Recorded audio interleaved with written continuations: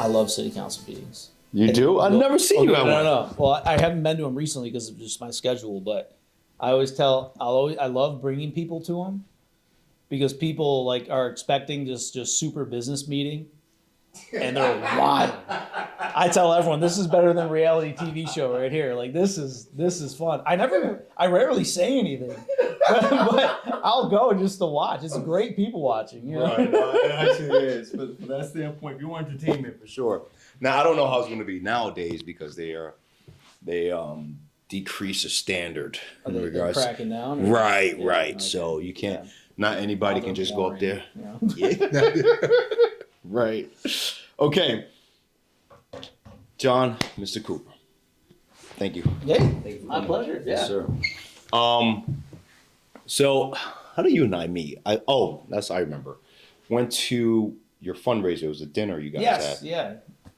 Went there. You spoke. I don't know how long the speech was. But... It was 12 minutes and 29 seconds because I was trying to keep it under 13. So.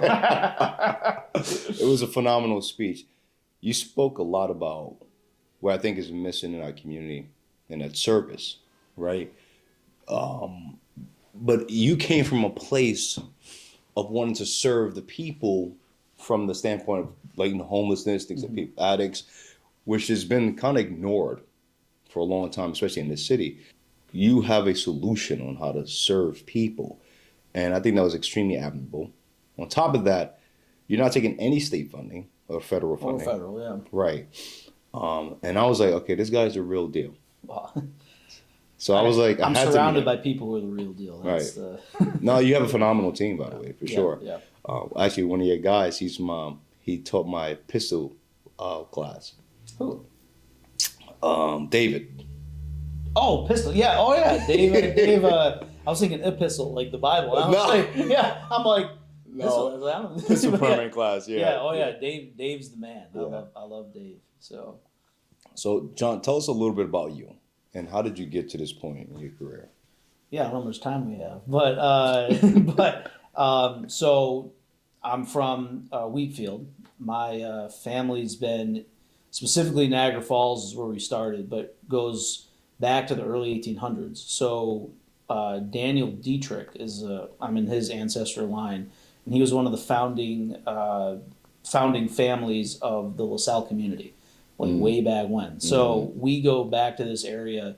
I believe with the research is showing right now, we're doing more research, but it's like 1820, 1813, around there that my family came to this area from Pennsylvania. So both go back to the Revolutionary War, both my mom's side and my dad's side. So we love being. What side of the war were you guys on? No, not the British. I'll tell you that. Yeah, I'll tell you that. As much as that fort up there was used as as a not a headquarters, but like a safe haven for the loyalists. We were in Pennsylvania at the time, so but all I have to say, definitely kind of eat, sleep, breathe America. Just love this country, love the freedoms that we have, and my family's business that is 100 years old in the area is Cooper Sign Company. So grew up in a small business environment, going to church, just had a great family upbringing. My parents are both awesome people, and went to Niagara Gospel High School, graduated there, and then wanted to go into the Army. So my dad, I just wanted to go regular infantry in the Army. War in Afghanistan's kicking off. Okay, all that's happening. Yeah. Why did you want to go in the Army? I remember 5th grade at it was at St. Peter's Lutheran School, which is where I did my elementary school and middle school, and the towers got hit, the Twin Towers, and I remember watching that. And I had my family's fought in every war but Vietnam and Korea. So even the Barber War, which was the second war America was in, we were there, and the French and Indian War, which was before we were American. So it's if America had class systems, which we don't. I mean, we kind of have a low key class system, but it's not public. Yeah, we would be in the warrior class. We fought in all these wars, and so that was always in the back of my mind. My dad was unable to serve because of health problems, but I don't know if you remember the BRAC Commission, 2004. they tried to close the air base here in Niagara Falls, federal government. My dad led that effort against that and kept the base open. So very patriotic family. So that was kind of all under my desire. But then after 9/11 happened, I remember praying that night. I'm in 5th grade. Like, I'm not, mature at all. Still not mature. But, I remember praying, God, use me to avenge those people. Like, I just remember, for whatever reason, as a young kid, praying that. So after high school, I wanted to go enlisted, and I eventually did enlist in the Army.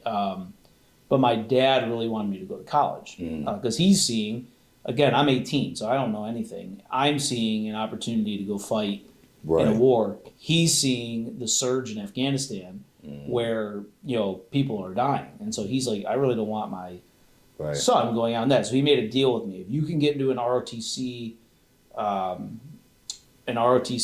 scholarship for school, then you got to do that. If you can't, then you can enlist in the Army, was his deal he made with me. So I was in like the 35 class of we had like 350 of 35, but the bottom 35.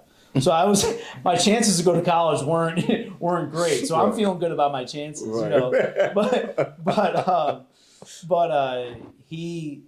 I got into an ROTC program at a small Bible college in Pennsylvania. And so ROTC, for anyone who doesn't know, is the Reserve Officer Training Corps. So basically, while you're in college, you do some, weekend Army service. You go to like a 1 class a week that's like military leadership and development. And then at the end of that, you can then commission as a officer in the Army instead of enlisted. So about halfway through that, when I went to college, so Baptist Bible College, I played baseball and wrestled. So those were 2 sports that I had played. And so I was playing sports, not really caring about my grades. And then also, it's Bible college, so you're expecting like a lot of homeschoolers and, that kind of thing. Right. But I still got mixed up with a lot of drinking, heavy drinking, and not any hard drugs or anything. But in Bible college? In Bible college, yeah. Lo and behold, Well, you want trouble, it'll find you. That's just the way it works. Right. So I kind of got into that crowd of people in Scranton, Pennsylvania, which was the area around the Bible college. So if you've ever seen The Office, Scranton, the Electric City. Got it. I lived there for 4 years. Okay. And but 2 years in, I get a drug test, like a random drug test, and I failed. Really? So I'm like, wow, shoot,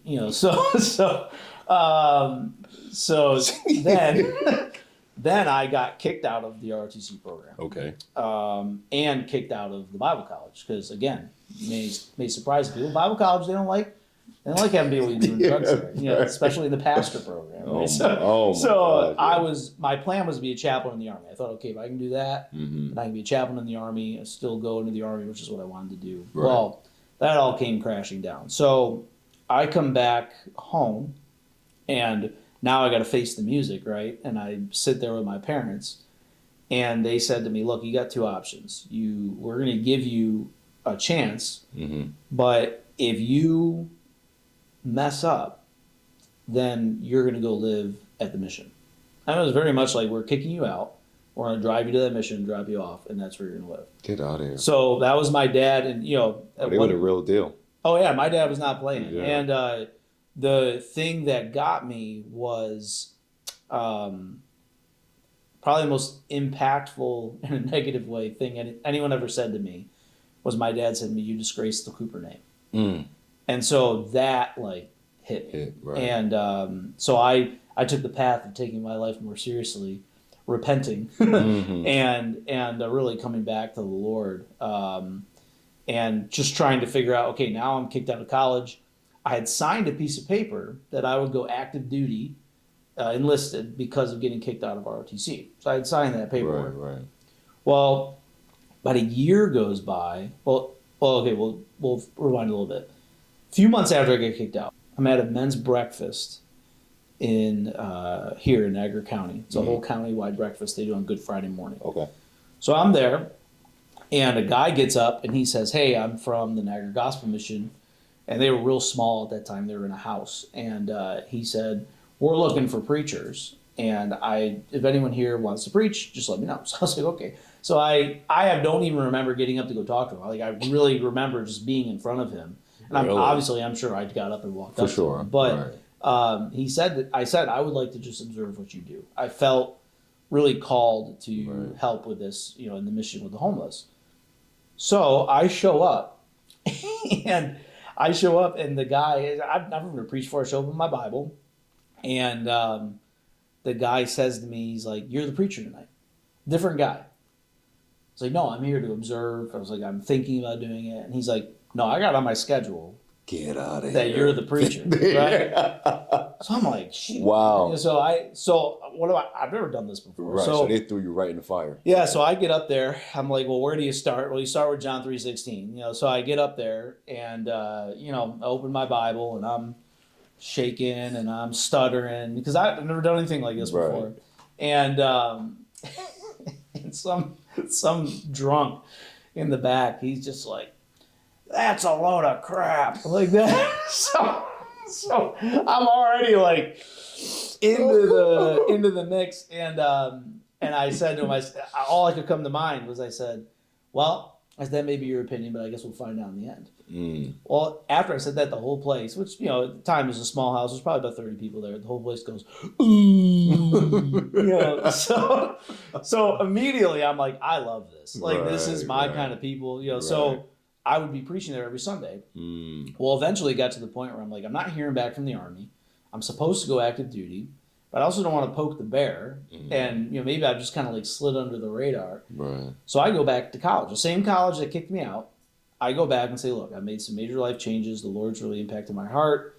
I'm not doing drugs anymore. Right. It's like, so they gave me like a trial period to come back in, and then I eventually I graduated from there. Well, about 6 months before I'm about to graduate, I get a letter from the Army. Finally, Department of Defense and Department of Internal Revenue Service, or the Internal Revenue Service. And they say, basically, you owe us 30 grand, because that's how much the first 2 years of your college are worth. You owe us 30 grand in 30 days, or we're going to charge you with like tax evasion. Wait. And there's no other option.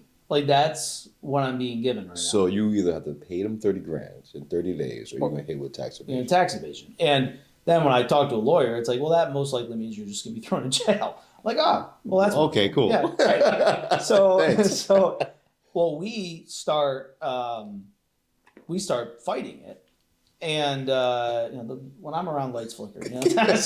So we start fighting it, and I was like, look, I said that I would go active duty, and then they were like, no, you didn't. And then I presented the paperwork. It's like, actually, ta-da, shiny piece of paper. I did, Interesting. And I still have that paperwork. Just in case. Just in case, So they said, okay, fine. Then they gave me the option. Well, you can either do that, or, you can go active duty, which is what I wanted to do anyway. So I'm like, cool, go active duty. And then they said, well, you got to go combat arms. So, those who don't know the Army, about 10% of the Army is the actual like warfighting force. The other 90% is supporting the warfighting force. Right. Of that 10%, about 1% are infantry, which is the guy in the trench kicking in the door, that kind of guy. So I said, I'll go infantry. That's what I want to do. And I did that. And so I was able to work with the recruiters here to where I didn't go in until I graduated college.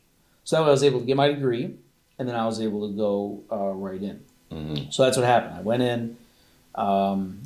into the Army, and for infantry, went to Fort Benning, Georgia, which is where the basic infantry school is. And then from there, went to Schofield Barracks, which is in Hawaii. Now, how old are you at this time? I want to say I was 24. Mm-hmm. So I was older, which was a huge advantage. So not only was it an advantage maturity-wise, because you're going in there with a bunch of 18-year-olds who I remember being that dumb, right? So it's like, so I'm like watching these kids like not listening to a drill sergeant who literally holds your life in his hands. Right. I'm like, you don't bite the hand that feeds you, man. Right. Like, but having 6 years of maturity really helped me in that. And then also physically, I mean, I just came off of a wrestling season. So like, because it was December, so I left halfway through wrestling season to go into the Army. And I was in great physical condition to be able to go through what I was going to go through. Mm-hmm. So, which has since left me, you know. So this is funny. We were at a Christmas party last night for the mission, and one of my board members was asking if he was going to be at the meeting. He's like, "I'll be there. I won't be square."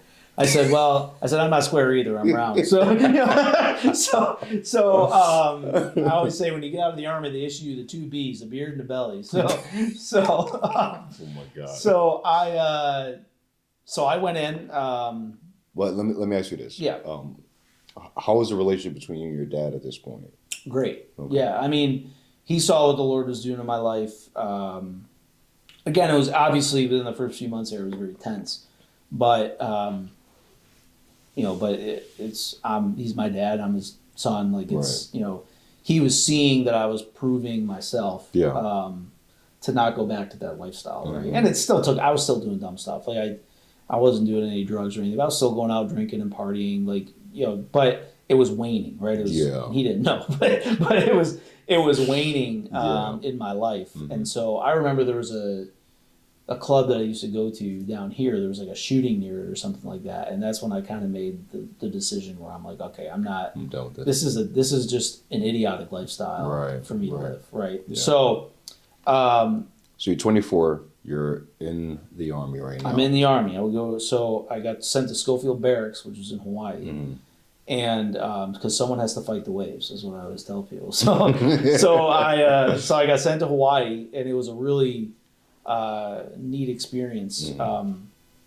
I was in a Delta company in an infantry battalion. So basically, they're the guys on the Humvees with the heavy machine guns and light infantry units. So I was a machine gunner there, and then it's like typical. I'm swimming in the pool there, just for exercise during my lunch break, and I see a sign that has like this dude jumping out of a helicopter, and then this other dude with like a sniper rifle, and it's like basically the tagline was something like, "Do you have what it takes?" which is immediately draws people, and there was the unit called Reconnaissance Commando. So basically, it's this 2 platoons, which is about 60 people, and they're behind enemy lines commandos. Mm. And they do a lot of reconnaissance and this kind of stuff. So I was like, that sounds like something I want to at least try out for. You had to try out. So I went to a week-long tryout, made it into that unit.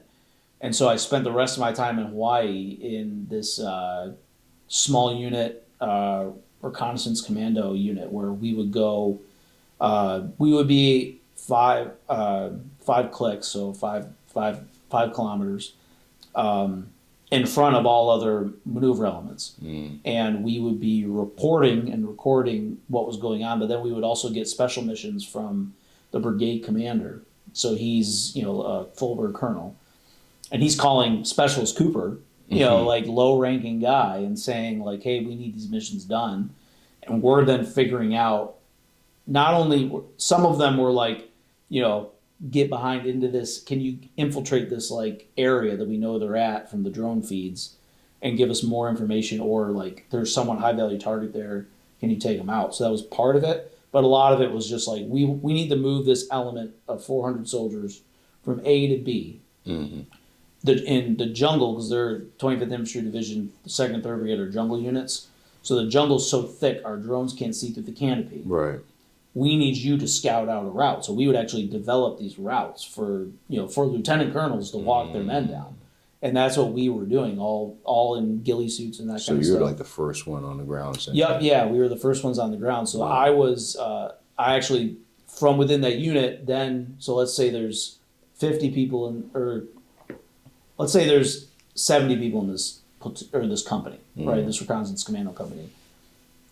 Of that, there's 9 who are the snipers. So they were like, all had to try out from within that company to get there. Mm. So I got invited to try out for the snipers, and I made it. And so I was a sniper with this unit. And it was super cool. I mean, it was like... this guy's an overachiever here. well, Every time you try it out with something, you made it. yeah, well, That's I don't know about that. I stumble upwards. You know, so I trip and fall, and I'm like, I went up the stairs, not down. Okay, so now you're part of the snipers group. Yep, yeah. So I'm part of the sniper section there. Guardians was our name, and so yeah, we're doing all kinds of like special mission unit stuff, and eventually, yeah, I got married while I was there, and so eventually it was time for me to. So you met your wife in the Army. I actually met my wife here. She's from Athens, Georgia, but she was a nurse at Buffalo General. Oh, okay. So we went to church together, and so that's how I met my wife. And then the way we started talking is she was from Georgia. I was about to go to Georgia for Fort Benning, and so I just was like, my first questions were like, what is Georgia like? Because I'd never been there before. And from there, we sparked up conversations, went to Hawaii, and kept talking. And it was funny, we would do dates where we would get Chinese food. I would get it for lunch, and she would get it for dinner because of the time zone difference. So we would have a dinner date for her, a lunch date for me. Right. And that was kind of our relationship. And then we got married within like, I would say 9 months of starting to talk. We both were older, so I'm 25 at this time. She's 26, and it's like, okay, we both know that this is what we're supposed to do, and we got married. So how much would you contribute that to your faith? Oh, a lot. Yeah, it's a core of who I am. So, she wasn't going to marry someone who wasn't serious about her faith. I wasn't going to marry someone who wasn't serious about theirs. And I knew that. It's funny. I mean, I told her, I said, look, before we get married, I said, through all this while I'm in the Army, I thought this was the rest of my life. Like, I loved being in the Army. Yeah. And so, especially the kind of stuff I was doing. But I told her, look, like, our faith has to get us through this. I'm going to be on deployments. I'm going to be on long training cycles. Because most people think, like, okay, there's Army. Well, they go out for 9 months to a year on a deployment, but that's the only time they leave their families. Well, that's not true. We'll go on 3-week training events, month-long training events, week-long training events that you find out you're going to the day you show up to work. So it's like there's a lot of you have to be very flexible. Yeah. You don't have a spouse who can do that. Yeah. So I told her, I said, that's all stuff happened. I said, I don't plan on trying to avoid deployments. I was like, I'm going to take them when they come up. And I said, I could lose a leg. I could come back completely different. Like, these are things you need to know that could affect our marriage down the road. Like, are you willing to take care of me if I don't have legs? Like, is that something you're willing to do? And so we had that conversation, like, before we got married. Because to me, I want to know that she's serious before we actually get married. Correct. So, all that to be said, like, our faith really. And even then, you don't know, but you had a lot of trust and faith in her. Oh yeah. Yeah. I mean, even now, right? I mean, with her, like, she could be doing whatever right now. I have no idea, but I have faith that because we both are so focused on God, that we don't want to dishonor Him. Correct. And so that's what keeps us honoring each other. Right. 100%. And I've made plenty of stupid husband mistakes, things I shouldn't have done, and have had to repent of that. Right. But just that concept of, and also realizing, and my advice to young married couples is always be quick to repent and be quick to forgive. Because when you harbor that resentment against you, unforgiveness is really resentment. Right. So when we harbor bitterness, resentment first, it becomes bitterness. Then it affects us. So if we can handle it and say, she's not perfect. She is going to sin. And she can look at me and say, John's not perfect. John is going to sin. John's going to make dumb decisions, But we're going to forgive each other because it's a commitment we made before God. Correct. Right? And so that's what drives. And so to me, like, yeah, I've made done things I should not have done. And she has been there for me through that, understanding that I'm going to forgive her when she does those things, and I have. She's done the same with me. So, but there's a trust level there because we also know we're going to fess up when we do something. Right.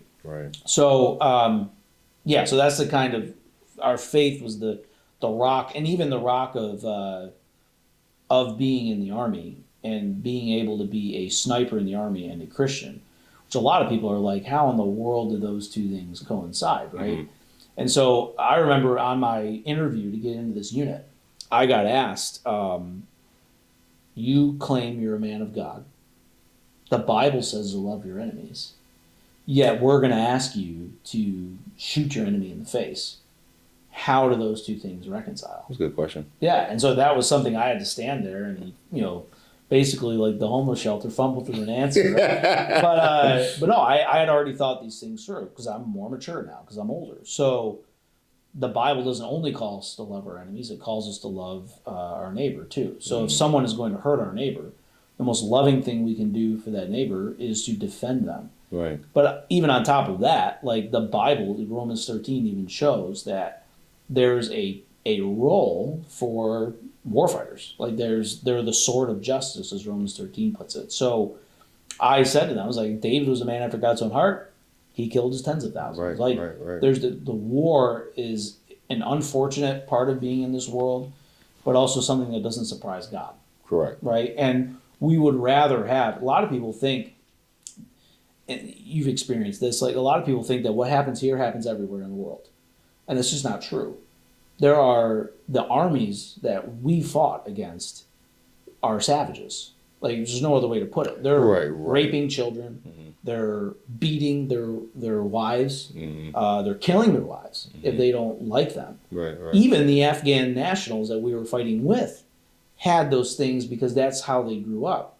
Or we are a moral, though there are immoral things that happen. Mm-hmm. The drive of our regulations in the military are very moral. We're not collecting. If we were to capture a bunch of the enemy, line them up and execute them, right? If I would have done that when I was in Afghanistan, which was in the unit I was in later, we would have gotten tried and rightfully thrown in jail for the rest of our lives, if not killed ourselves, right? With capital punishment. Mm-hmm.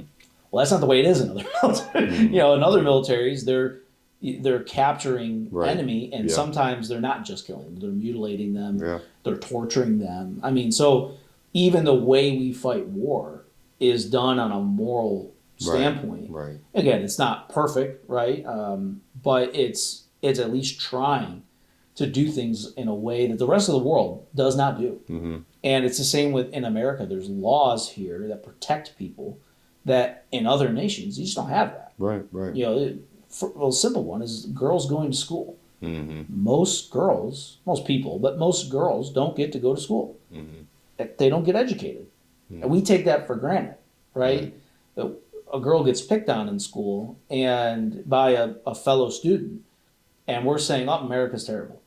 So, well, the fact the girl can even go to school is amazing, right? And so, again, nothing's perfect, but realizing that even in the military, it's having that faith as a foundation. I always said to my NCOs, like, the fact that I'm a Christian, you want that. Right. Because you don't want me going off the rails, and then you have to fill out the paperwork as to why I went off the rails, Right. So faith has been the bedrock of my time in the military and also what I do now. And so... See, it's funny. I've been doing a lot of research because I love debating. Mm-hmm. So one of the debates I got into recently was that, is America a Christian nation? Mm. And I was like, that's a good question. And the arguments that they brought up, I was like, okay. I went back and I did like 48 hours of research. Mm. And my conclusion is absolutely a Christian nation. And a lot of the things that are embedded into our culture is all predicated from the Bible. And the laws that we live by. Declaration of Independence. A lot of people don't know that before we were one United States, we were 13 states, excuse me. And all 13 states required you to be a Christian or a Bible believer in order to serve in their government. So it's a lot of the research, and I'm tying this back to the question in regards to what your commander had asked you in the interview was, to me, when you fight for this country, you are fighting for God's principles and Christian principles, things of that nature. So, I 100% agree with you. 100% agree with you on that. Now, after the interview, you get in. Yep, get into the union. Right, so you're already in the union right now. You said you married your wife at this time. Yep. What's happening now? Now, so I went from there to then I was going to have to relocate. Mm-hmm. So the Army, regular Army, every 3 years, your contracts are 3 years long. Most of the time, especially in Hawaii, people would just hang on so they can live in Hawaii, right? But what most of them do is they send you out. So this is kind of a funny story. So I'm thinking to myself, I want to go to Fort Drum.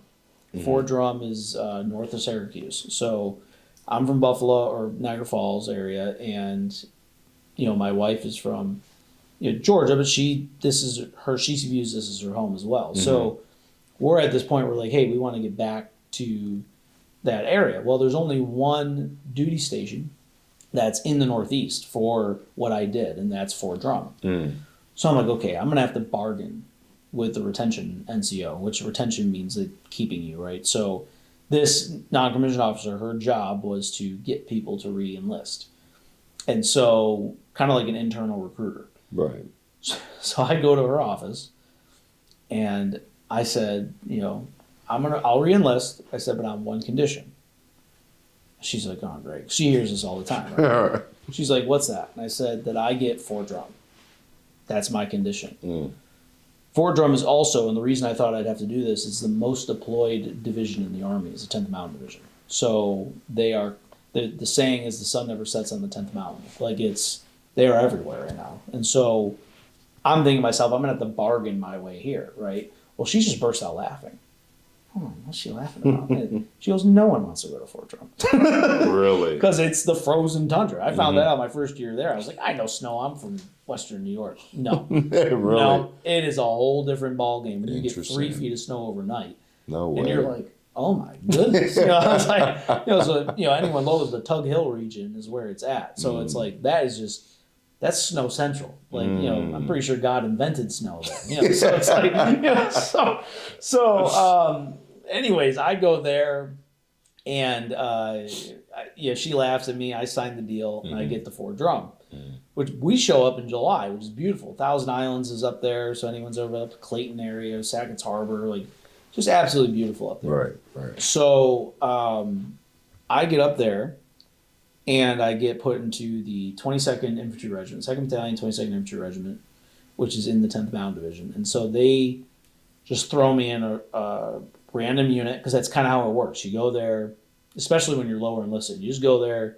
They say, we need a guy here. They could care less what your background is. Mm-hmm. We need a guy here. So they threw me on a regular line company. So little history about the 22nd Infantry Regiment is their first duty station was Fort Niagara. So they go back to the War of 1812. Their first duty station was here in Fort Niagara. Their first battle was actually at Chippewa, Canada. It's like right across the way. So it's like really cool. I'm like starting to learn the unit history. It's really cool. But I get to my company, Bravo Company, and they see my background, having done some more specialized things. And so they decided, well, we don't want to lose this guy because we know he's going to be good at whatever we tell him to. So failing upward, right? They put me in a platoon sergeant slot, which was, I was an E4 specialist, about to be corporal. They put me in an E7, which is 3 ranks higher position, but I was the headquarters element, platoon sergeant, and running the anti-armor team. So I'm thinking to myself, like, oh, this sounds okay, a lot of responsibility. Well, little did I know, literally what they were putting me into is I had to manage like kind of the problem children of the company. And they were like, hey, we got this guy, let's see what he does. And they threw me into managing the problem children. So we had these dismounted anti-armor teams that were basically the modern day. Sorry, it's my daughter. No, you're good. It's her birthday. Yeah. So she's trying to call me. Oh, well, happy birthday. Yeah. Heard about them. So basically modern day bazookas, which are called Gustavs, like we have those, and we're light infantry. So if a tank or something like that we're fighting against, these guys would be called upon to take that thing out. Right. Mm-hmm. So, but when they moved it to a whole different element, So basically, all the different platoons got to give up their problem children to be part of this. Because Wow. if you're told you got to give up 2 people, you're like, I'm going to give up my worst 2 people, right? So so I inherit just the worst guys there. It's kind of foreshadowing what you're. Yeah, exactly. Yeah. You're right. So I get these guys, and first day I show up, and I said, look, like, I know I've been briefed on why you're here. I said, I am not your run-of-the-mill leader who's just going to let you get away with stuff because everyone's deemed you bad, so I'm going to keep you bad. Like, that's not the way this ship sails. Like, you're going to go from the worst to the best, and I'm going to get you there. Well, they thought I was just giving some hoorah speech, whatever. I trained those guys hard. And, in leadership, you can dream of this. I want to take the person from worst to the best. Right. To actually get that done, though, is not easy. No, it's a lot of work. It's a lot of sacrifice. For sure. And it's a lot of instilling your values and discipline. Right. So but also too, it's like you have to be able to create a mission and vision that they can abide to. Exactly. Yeah, they have to buy into it. Right. So my mission and vision for them was, you guys, and it may sound terrible, but it's like, you guys will be the most violent people in this whole company. You're just going to eat, sleep, breathe violence. Because guess what? That is what the infantry does. As much as it doesn't sound nice, our job is to kick in a door and shoot somebody in the face. That is our job. So it's just what it is.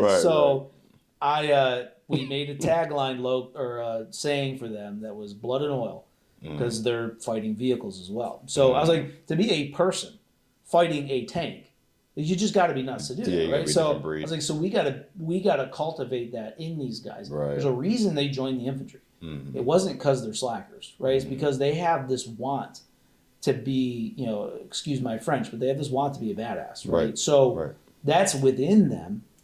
So I have to dig that out, right? So, but that's done through discipline.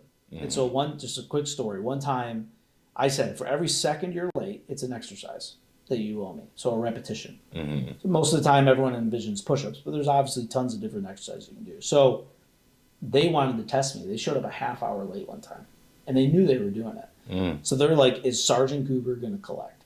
That was the whole thought. This guy talks a big game, talks about discipline. Of course, when I was 30 seconds late, he made me do 30 push-ups, but is he going to collect on the whatever 1,000 or whatever the number was? Well, I said, okay. I said, you know what your day is going to be, right? And I collected on every single repetition. And I even did half of it with him. So they were like, this dude's not only collecting, like, he's doing it with him, right? So that set a tone for as long, either I got to get out of this unit somehow, which isn't going to happen because you have a 3-year contract, or I got to just buy in to what's going on. So we had gotten them to probably not the best in the company, but near the best. And it changed their perspective on the Army, because it made them be what they joined to be. It's like everyone joins to be the guy who kicks in the door, but when you're back at garrison and they hand you a mop and they make fun of you and they make you do push-ups and all the things that we all experience as privates, like, they get derailed from what the end goal is, right? So if we can refocus them to the end goal, then we can get them there, and they can deal with some of the BS. So I love that, because a lot of the times we get put in regards to leaders, you get put in positions where you can either acquiesce to it or you can take charge. I love that you came in there and you had a mission and vision set for these guys. This is what we're going to do. This is what we're going to accomplish. You might have been derailed, right? And there's nothing wrong with your aim. You just got to get back to the target. I love that mindset, that mantra that you brought to these guys to make sure that they was back into their badass ways. Yeah, exactly. And so I think that you can either let situations dictate or you can dictate situations. Right. And that's an attitude adjustment that you have to have as a leader. So I had done this with these guys, and the brass, if you will, of the battalion saw what I was doing. And they brought me in to talk to me. And they wanted to give me it wasn't like a bad talk or anything. It was just like, what are you doing, right? We want to see what's going on. So, again, lieutenant colonel, sergeant majors that I'm meeting with. And they said, your background shows that you are a sniper. And they were like, the sniper section is in need of help. Would you be willing to kind of try the same thing over there? I'm like, yeah, that's what I wanted to get back to. Right? That's what I love. Right. So then I went to the sniper section for the battalion. A little different than what I was doing. I was doing reconnaissance commando stuff, which was like, 3-man teams, like a day from any support. So like that's what we were. So we had to carry out 120-pound packs, had to carry out all our ammo, radios, water, and food for 2 weeks. That was what you had to do, because you had to survive on your own. So we went through like SEER stuff, which is survive, evade, resist, escape. Like we went through those kind of trainings to get ready. Well, now I'm in a battalion sniper section where basically your job is a little bit of that, but you're overwatching everyone else doing things. Right. So like I'm set behind, guy goes through village, I'm watching the village. And if anyone pops around the corner, I'm taking them out. If anyone, if there's questions, I'm answering those questions. I'm getting calls from company commanders saying, I'm about to go through here, what are you seeing? Hey, watch out for building 475, designate, like that kind of stuff that I'm doing for them. I wasn't, another leadership challenge is I wasn't the guy. Like I was a team leader. So I was brought in to influence the guy who was there at the time. Then we got another guy to replace him. But it was kind of like a leading up the chain of command, if that makes sense. So that was an interesting lesson to learn, because the other place I was the guy. I was able to make a lot of moves because I was the guy. Right. But now when you're brought in and no one really knows about it either. Like I was told, go there and do your thing, but I didn't have it's not like they walked me down to their place and said, he's coming in to change things. It was okay, so there was no introduction to... Yeah, so it was like, you're here. Right. We want you to make some positive changes with the snipers, because they're in their words, the snipers there are a mess. And they weren't a mess. But there was some training and some seriousness that needed to be brought to the floor, right? So I immediately hit the ground running. You want me to be a team leader? Raj, I'll be a team leader. I know I was just a platoon sergeant. So now I'm going back down to where my rank really I should have been. Right. But I'm going to make the positive changes that I can with the two guys that I have and also everyone around me. Correct. So the unit was, it sounds prideful to say, but the unit was fortunate to have me in the sense it had someone now who had experience doing this. Correct. Everyone else was like normal infantry guys who were just trying to figure it out.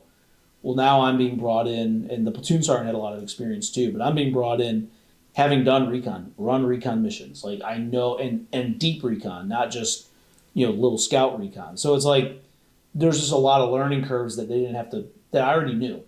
And so I'm coming in saying, this is how we should train this is how we should train this. And they were like, cool, go for it. So that was really good. Well, this unit, we get orders to Afghanistan.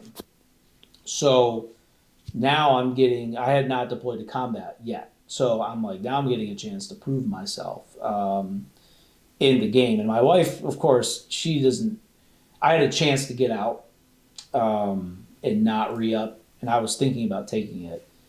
And I said, I got to re-up to go to Afghanistan. Like I was like, I don't care what it takes. Like I'll re-up a year and then go on deployment. My wife couldn't understand that, right? She said, why do you want to go to war? And I said to her, she was a nurse, I said, imagine you went to nursing school and you spent 6 years and all they allowed you to work on was cadavers. And that was it. That's all they allowed you to work on. I said, how would you feel about being a nurse? She's like, I would feel like I'm not actually being a nurse. Right. Exactly. Right. So, and again, those who've never deployed or weren't in combat jobs, like their service is just as honorable as the guy who won the Medal of Honor. For sure. There's no debate there. They were willing. They were motivated to do it. In the 90s, like there was no real war going on. So unless you were the fortunate few who got to go to Desert Storm or Panama, like there was nothing going on. So those guys, though, they have just as much respect. And the mail clerk there has just as much respect as the Navy SEAL today. That's just my take on it, right? They are willing to serve, and that willingness to step in the gap is the honorable thing, right? What you do and how you, obviously you want to perform well, but as long as you're performing well at your job, it's important to the furthering of the military, right? That's just the way it works. So I go to Afghanistan, deployed to Afghanistan. I was in Kabul, Afghanistan. We were the sniper sector. We were chosen to be the Overwatch sniper element with DevGru, which DevGru is SEAL Team 6. So we got to work with those guys. And we were on Special Operations Command, their like little compound that was in the middle of, not in a known area, right? So we were, people knew something was there, but they didn't know exactly what was there. So we got to work with the guys who the movies are about, right? Like two of the guys that we were there with were on the Osama bin Laden raid. Like they were the real deal, right? Really? And so another leadership lesson, right? Like I could have went there and kept my guys separate, did whatever they said, and just kind of been like, well, I know something too. I'm an army sniper, But I said, look, I remember sitting with the guy. I said, look, man, like you guys are the best of the best, and you're eating lunch with these guys. Like it's not like they're we were with them.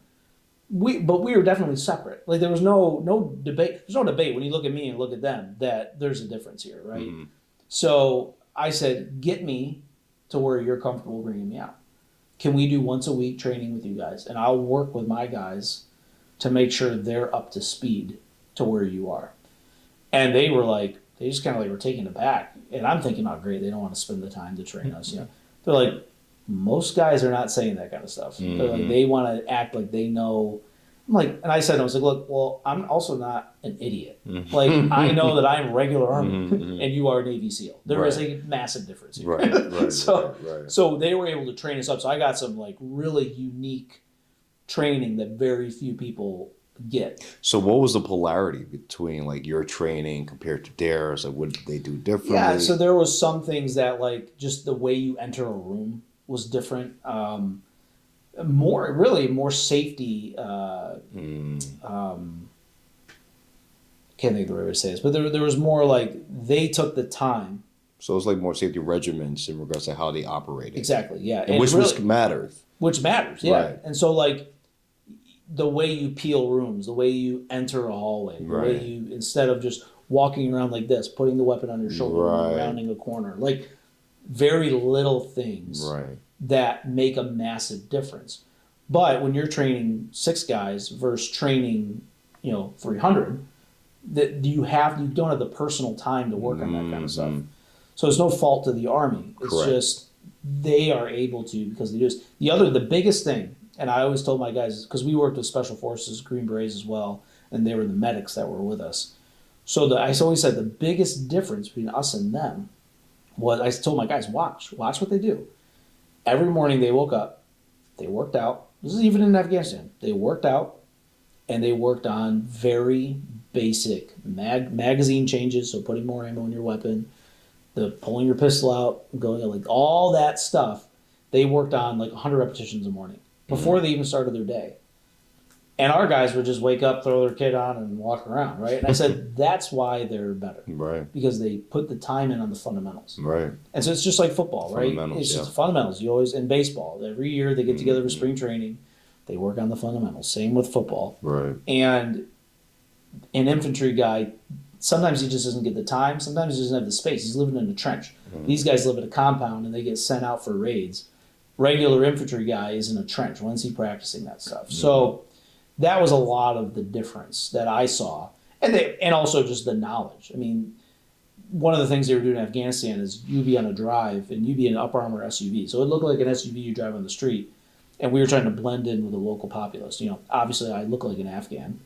So I'm blending in great, and but that was the thought at least. But the Afghans would ride on these little basically like dirt bikes, and they had like these mini pressure cookers with a magnet, and they'd put it on the side of your vehicle, and they'd det when they got further, and it would blow a hole into the vehicle, killing everyone in there.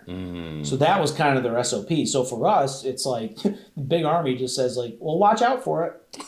And it's like, thanks, or they were like, okay, when the guy gets this close, do this, right? It's like they had perfected these things. And they're just the real deal. That's just the best way to put it. So we worked with them, and it was an awesome deployment. Like, we were able to just be with them, go on missions with them. Not a lot. Like, they weren't bringing us on, like, the next Osama bin Laden raid. Like, they're not trusting Sergeant Cooper out there. Like, that's just, and rightfully so. Like, you know, get those guys out there, not me. Right. So we do our deployment. I come back, and I'm like, I didn't know what to do. He's now the Sergeant Major of the Army, but he was Sergeant Major of Special Operations. He was encouraging me to go Special Operations. He was like, you really thrive here. Like, you know, maybe you could go there. I was also, we guarded a local church of Afghans, and our soldiers would go, and that called Lily Chapel. So I was preaching there whenever I wasn't on mission. So it's like, I just had those kind of cool opportunities, and everyone who was on our outpost knew how to speak English. So it's like, it was a requirement. So there were guys who we worked with all the time. They were local Afghans. They're here. Yeah, I'm preaching. Like, it's just cool, you know. Right. And not getting as harassed as at the homeless shelter, but it was a real neat opportunity, and all these things are happening. I don't really know what I'm going to do, but excuse me. I say to my wife, we need to, you know, kind of like, what are you comfortable with? What's the goal? And so the goal was, okay, you can get out of the Army, get your seminary degree, and come back in as a chaplain. Because the days of, right now I have one son, John Wayne, my oldest. I find out she's pregnant on deployment. So I'm literally my second patrol. So the second time I went out off our little compound to do a patrol, I come back. It was a little bit of a heated patrol, we'll say. I come back, and I get a call from her. So I've been in the country for 2 weeks. I get a call from her saying, I'm pregnant. So I'm like, great, you know. Nice. You know, now I gotta actually, I was fine with dying, like completely fine with dying over there. I had written death letters to my wife, my oldest, and then my parents. I had written letters to them saying, like, you're getting this because I died. I remember handing them to my dad and saying, give these out if I don't make it back. And I remember him just looking shocked, like, it's real. Like, these things happen, right? So, so anyways, went from all that experience, come home. Now, you know, I left, and I come home to a wife who's, you know, 8 months pregnant. And it's like, you look a lot different. So Thanks, honey. Yeah, exactly. Which she felt bad about. I'm like, why do you feel bad? You know, it's like, Right. so we had experienced that. My wife was like, it's one thing for you to deploy as a chaplain. It's another thing for you to continue to be a gun runner. Right. But then also now being in a more elite class. The unit I was in before was kind of like like what they would call an unconventional unit. But it wasn't like a special operations unit, right? Those are the guys who are like, you know, you don't know where they are. They deploy, you can't tell where you are. It's constant, right? And so she just was like, I don't think that's me as a wife. So I said, cool. You know, my marriage is more important than being in the Army. Right. So, but while I'm on leave, so I come home, I came back here to preach at a church. And I remember driving through Niagara Falls and having this, like, I don't know if it's post-traumatic stress or whatever it is, but like this eerie flashback to Afghanistan as I was driving through the city. Oh my God. Because I was in Kabul. And so I'm in a city. I'm not out in a village or anything. We're in a city. Wait, so Afghanistan reminds you of Niagara Falls? Oh yeah. And that was something that hit me, right? Like, you know, like it would hit you too. Like, you'd be like, wait a minute, you know. Right. Boarded up buildings that are like, look like they got a bomb hit them. You drive down, I think it's technically Lewiston Road at this point, but like, you drive down towards Lewiston. There's the Mount St. Mary's old nursing home there. If you drive down the Whirlpool side of it, it looks like a rocket hit it. I remember literally thinking, did Canada shoot a missile at us? Because it's what it looks like. It looks like a rocket hit it. Yeah. So the condition of the city, but not just the condition of the city, the condition of the people, hopelessness, and not just those who are homeless and on drugs. It's just the way people walk around is not with confidence. It's not with hope. You listen to a conversation at the Y Diner, or the white coffee shop rather, and if you were to ask them, like, what's going to change Niagara Falls, they would say, well, hopefully, Tom Golisano drives down here sometime and then just dumps $500 million into it. The Buffalo Billion's not coming. No. That's not happening. No. But it's hopeless. It's like this, well, we're not Buffalo. Right. Well, we're not Buffalo. Right. So all that to say, well, I'm here. I'm still in the Army. I'm like, I start to get this like real passion. Like I said, like our family, this is one of the founding members of the LaSalle area of Niagara Falls. So like, this is home. Right. And I went back at the same time in God's providence. I'm reading a biography on one of my heroes, and his name's John Knox. He's a Puritan era from Scotland, pastor. And when his story very briefly is, he was from Scotland.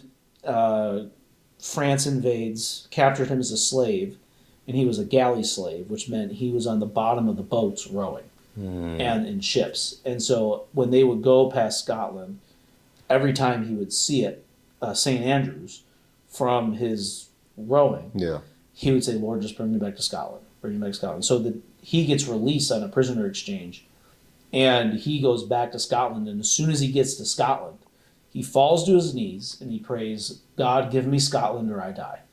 That was his prayer, which later, his writings were big influences in the American Revolution in that era. Later, that's where the saying, give me liberty or give me death, that's its roots, is him saying that. Interesting. What's his name? John Knox is his name. He was a reformer. So I remember reading this biography when I went home. I remember thinking to myself, like, this is nuts. And I reading his biography, and I remember praying, not knowing what it means, Lord, give me Niagara Falls or I die. Like that same movement of prayer, right? Right. And so I have no idea what that means, right? So I continue. Right now, I get out of the Army. I'm doing seminary online. My wife is working, and she's a nurse. Well, this COVID stuff's going on. So my wife didn't want to get the COVID vaccine. And so there was no studies, I still don't think there are, on the effects of pregnancy and all that kind of stuff. Well, we had 2 kids. We wanted more, which we're about to have our 5th. So, we obviously are having more. Be fruitful, multiply. And so she's coming to me saying, we're going to lose like everything if I make this decision. I said, look, you got to make a call, and I support your call. So whatever you want to do, I'm here. I'm your husband. You supported me while I'm on deployment. Right. Why would I not support you making this decision? For sure. So she decided not to get it. So she got fired from her job because Kathy Hochul went and fired everyone, right? So, well, this year's payback for Kathy Hochul. Yeah. So we make this call, and we basically had like 2 months. We had to sell or get rid of a lot of our belongings. All that we could do was fit whatever we could into a U-Haul to get back here. And so we had a house. We had like a house surrounded by 300 acres of woods, farmland, all this stuff. Our dream home. She would have liked a better kitchen, but it was my dream home. So I got a job at while I'm doing school full time online. I now get a job at a nursing home, a funeral home. Because I knew the guy who ran it. And so I always made the joke I was stacking bodies in and out of the Army. Oh my just God. As a joke, it was interesting, man. I got that was an interesting thing. I'd never seen just like a body on a table. Right. Well, yeah, we got Jolene here, and we got to figure out what to do. And I'm like, okay, here's a guy. This is Frank, dear friend of mine. I'm like, oh, I'm sorry to hear that. It's like, well, shave him because we got to get him into this. And I'm okay, God. so I shave the guy. It's like, I don't know. So it was interesting. We'll just put it that way. And so, anyways, we had to get rid of everything. It was February. Yep, February. And the day we move out of our house, I kid you not, I told you Watertown area is a different beast. -20. Oh my God. We leave. And I had friends. They came. People from my church that were there, they came and helped us load the U-Haul. Wow. And -20. And, we loaded up. We drove here. We got a storage unit. It was not -20 here. And And we get the storage unit, and I was like, okay, we're gonna live with my parents for a little bit, and till we figure this out, right? But we lost everything. We lost our home. She lost her job. I'm still doing school. I think I ended up taking like a semester off because it's like I have to. Like I don't know what I'm gonna do. So all we're looking towards, okay, what we're gonna do is we're gonna live with my parents for a little bit. We're gonna move to Georgia. So let's backtrack a little bit. Yeah. What is a chronological order on like why you guys had to move and lose the house and things of that nature? Was it because she lost a job? Yeah. Because she wouldn't take? She was kind of the breadwinner. Got it. Okay. While I was doing school, and Got the it. reason we stayed up there was because, again, like I had said before, Fort Drum's not a hard place to get. Mm-hmm. So the thought process was I could re-enter the Army, go right to Fort Drum. I already own property here. I have 6 years active duty already. The Army will. I mean, like 90% chance the Army's going to put me right back here. Mm-hmm. So then we get a house. And Fort Drum was a place where, unlike Hawaii, if you wanted to stay, you could stay. Because no one wants to go to Fort Drum. So, because how cold it is. That's why no one wants to go. Right. So I was like, we could just make a career, live in this house. We had 2 acres that we owned. We were surrounded, literally no neighbors, surrounded by 300 acres of woods. I could go hunting anytime I wanted to. I could do whatever I wanted when I got off work. It was great. Now I love living in DeVoe, but it's like I can't shoot a bow in my backyard. I'm gonna hit someone.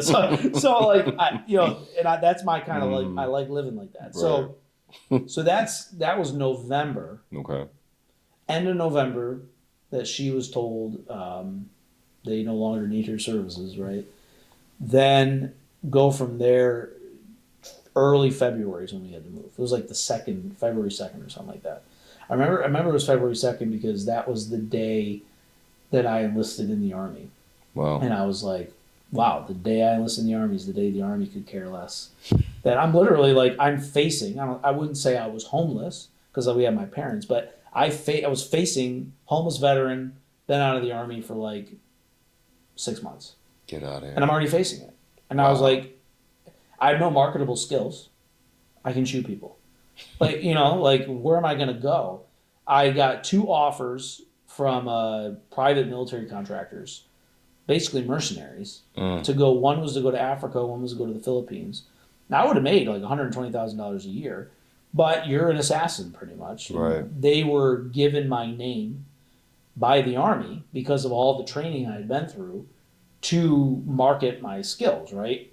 But my wife said, I married a soldier, not an assassin. Right. So I'm like, okay, that wow, puts an that's interesting. yeah, so that puts an X on that one, because how many times are you tempted with the easy money? Right. I can provide for my family, but I'm gonna be gone for a whole year in Africa. Yeah. Doing Lord knows what, and the reason we have those things is so that way, if a war crime happens, it's not the United States that did it; it's this private company. That's why those things exist, right? So I got no marketable skills. I can shoot people and take pictures. Like that's what I can do. So I come back here. I'm like, okay, this is a quick stop. I'm going to go to brick and mortar seminary, meaning a building instead of online, in Georgia, right near where my wife is from. It's like 45 minutes from her parents. The option was to go there. Was the thought. I was like, I need a part-time job. Yeah. So I knew some board members from my time being involved before at the mission, just doing volunteer work. So I said they had a part-time position as a case manager. So I applied, and I just said, look, I need this job. I'll be out of your hair in a few months, pretty much. I just need this job to make it.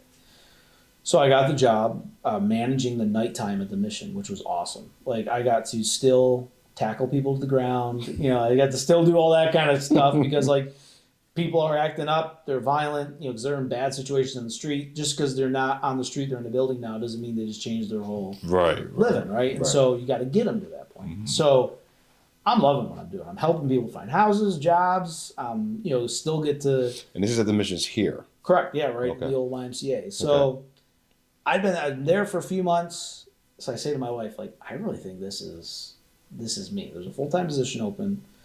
And the executive director, Tom, he wanted me to have it. So this could be really cool. So, but I'm taking away an opportunity for us to go live near her family, right? Which is in Georgia. Athens, Georgia. So that's a big ask, right? So I said, look, that's what I feel called to, but I'm not going to make any calls until you feel the same. Right. So about a week goes by, and she confirms that she feels the same. And so I got a full-time job in the mission, but instead of case managing, I got put into what's called development, which is basically fundraising, right? And cultivating relationships with churches, politicians, anyone, right? Any outward thing I handled. Right. So I get hired, and shortly thereafter, Tom says to me, "I got enough money to pay you for a year, so you have a year's salary." He said, "But I'm letting you know that if we don't raise the money, that most likely the mission's going to start on this downward spiral and shut down." That was the financial condition. Well, it's a right? great incentive. Great incentive, right? So it's not like great. You could have told me that before I applied. Yeah. So I took it as a challenge. We bought a home. We decided this is home, even if the mission doesn't work out. This is home. I was like, I'll apply to be with the Niagara Falls Police Department because at least that's a background I sort of have with the military, right? Yeah. So, all that. I get the full-time job come towards the end of 2023, and we're looking at like this is a rager edge if we're going to even make it.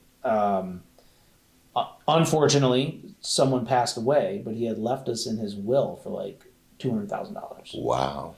So literally, this man's death was the reason that we kept open. Right. So after that, and how we had started the upward trajectory where we're at now.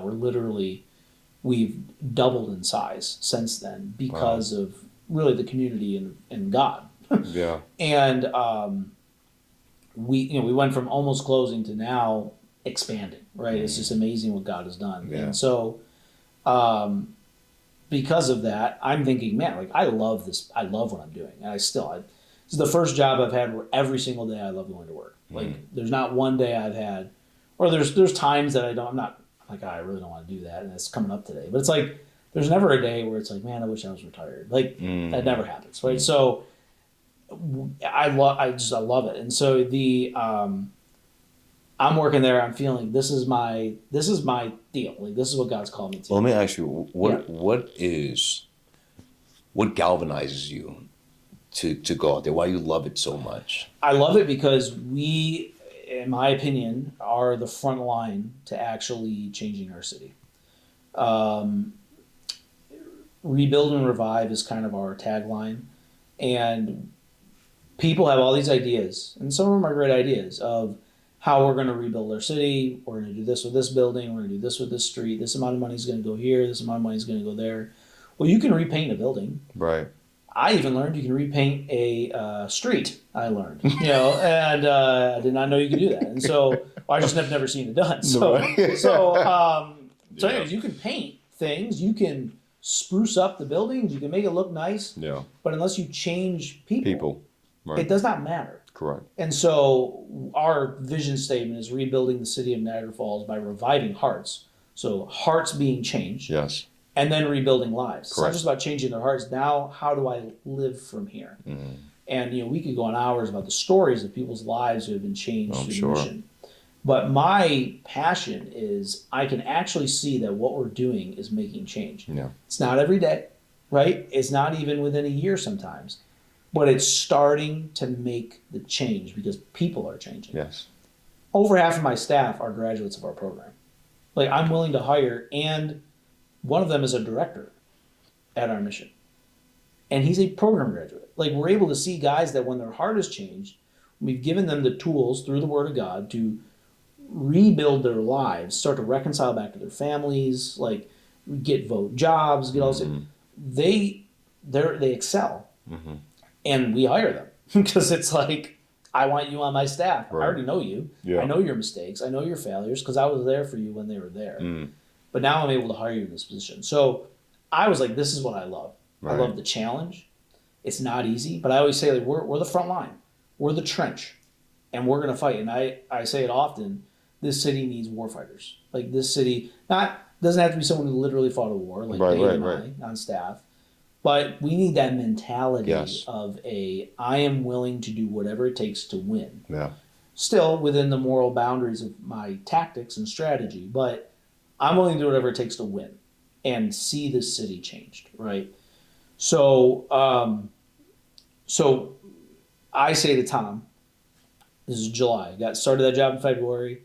This is July, so 6 months, 7 months later, and or whatever it is. And I said, hey, I love this. Like, this is what I love. I said, I would love for you to kind of groom me to 2 to 3 years from now, become the executive director. Because he was older. You knew he was going to retire soon.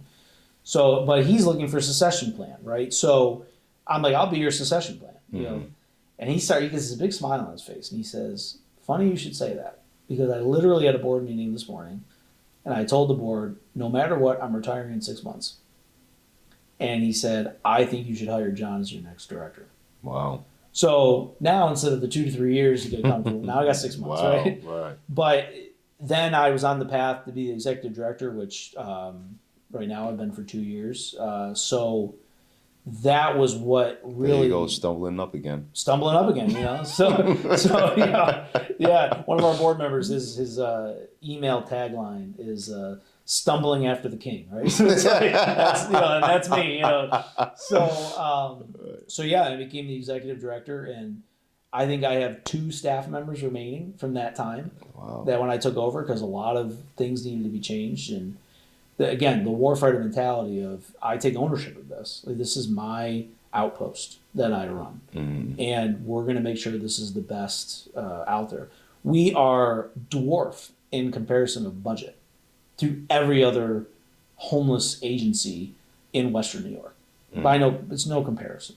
Right? We're the largest, I want to say primarily funded through like private equity, because a lot of the other big ones, they all take state or federal funding, right? You know, so community missions takes state and federal funding. Buffalo City Mission takes state and federal funding. All these other ones take the state and federal funding. Yeah, I think I just seen an article about that recently. One of them just took funding. Yeah, so they get what's called a state license, which means they got to follow all those regulations, and they're doing good work. So it's, you know, not that there's, but we're saying we don't want the government to ever tell us what to do now or in the future. Right. And so, can I ask you a question about that? What are some things that the government will ask from you as organizations that you're like, no, this is absolutely a non-negotiable? Yeah. So one of those things would be requiring people to go to like chapel services and stuff like that. Something you can't do if you take the state or federal funding. Yeah. So like ours is, if you want the hot meal, you got to sit through a chapel service, just like the olden days when rescue missions were started, right? So that's part of what we do. I love that. Our counseling is all run through what's called a nouthetic or biblical counseling model. So it's basically the way your pastor would counsel you, right? He opens the Bible, he says, this is your problem, this is what the Bible says, and this is how we're going to solve it. That's how we do things. If the government's going to want us to hire like all the alphabet soup of like MSWs, and do they have this qualification, do they have that qualification, and it's like most of my staff were homeless 2 years ago. No, they don't have a bachelor's degree. You know what I mean? Right. So like I would have to change my whole staffing model. And I like hiring my staff because they've been there. Right. They can actually counsel a guy. Yeah, they can relate. They're like, dude, 2 years ago I was right in your shoes, right? So that's one of them. The other one is they could actually fire me. If the state could fire me if they don't feel like I'm doing what they want. Copy. So that's another reason. And I'd say another big reason is we can't require people to work. So you go to the mission. If anyone's listening to this who needs our services, just so you know, you will be given a job assignment. It's part of living there, right? I got my job assignments. You got your job assignments. Right. Yours may be mopping the floor, or it might be sweeping. And as you move up through the programs, you're going to get more responsibility. And we're going to trust you to the guy on the recon program, which is our second floor program. He's now managing the moppers, right? Instead of doing the mopping, but he's learning those management skills. Correct. Everyone gives in. The Bible says you don't work, you don't eat. Correct. That's what it says. Yeah. So that's the principle we run on. And so that's where there's a danger of, in my opinion, there's a danger of what they call mission drift, drifting from your mission and vision because you're chasing the funding. And again, I want to reiterate, those institutions are doing good work. It's not like I'm saying they're evil. Right. But for us, as Joshua said, for me and my family, we will serve the Lord, right? So it's like we're going to keep that focus of I never want to see what the Bible says and be convicted and then have an agency, no matter private or state, tell me I can't do that. Right.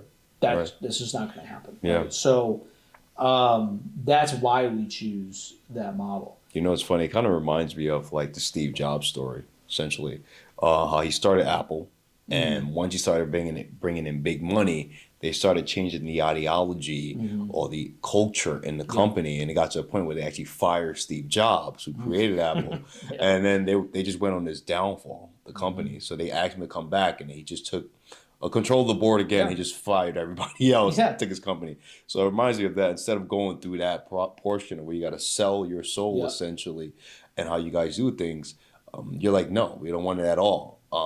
And I think it's extremely admirable.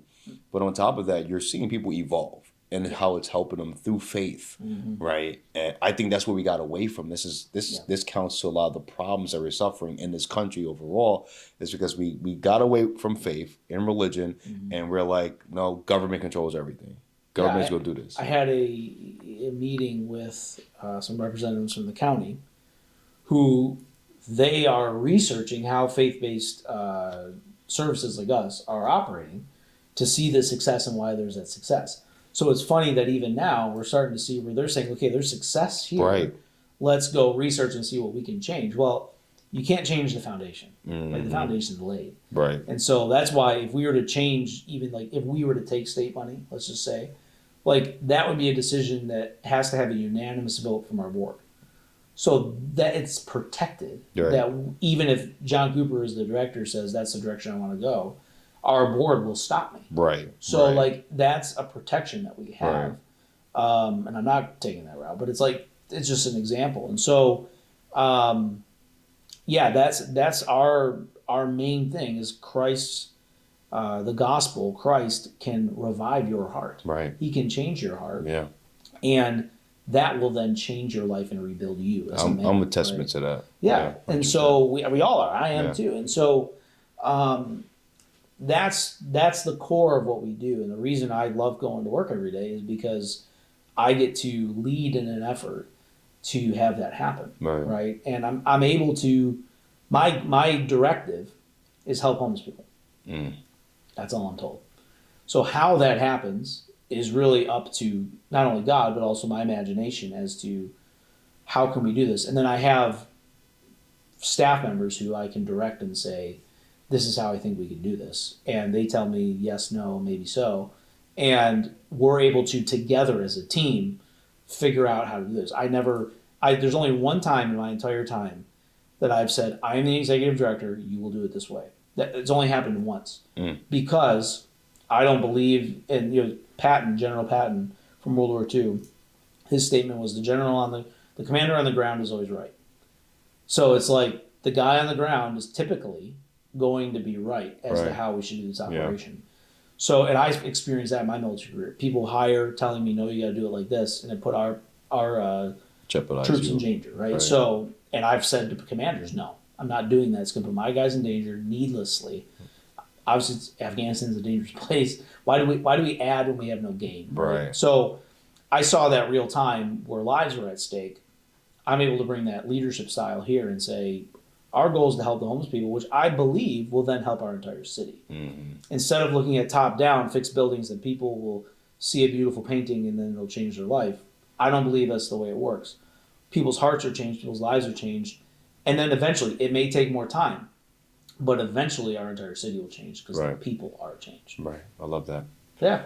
Well, John, we can go on for hours. Yeah. Unfortunately, as you saw. Yeah. But I appreciate everything you do. I love that you're indefatigable about serving people, and I truly believe that the angle you're taking has an advantageous effect on where we should be focused on, and that's aiming at people's hearts rather than focus on investment in these buildings and things of that nature. Invest in the people.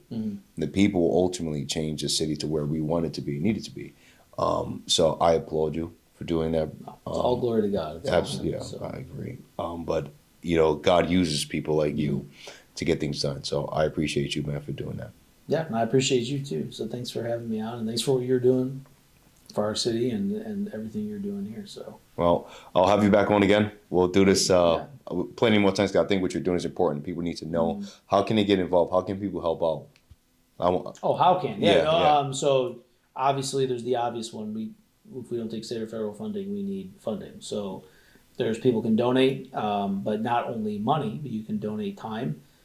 We have plenty of community outreaches that we do. Feed the Falls, which you had come to.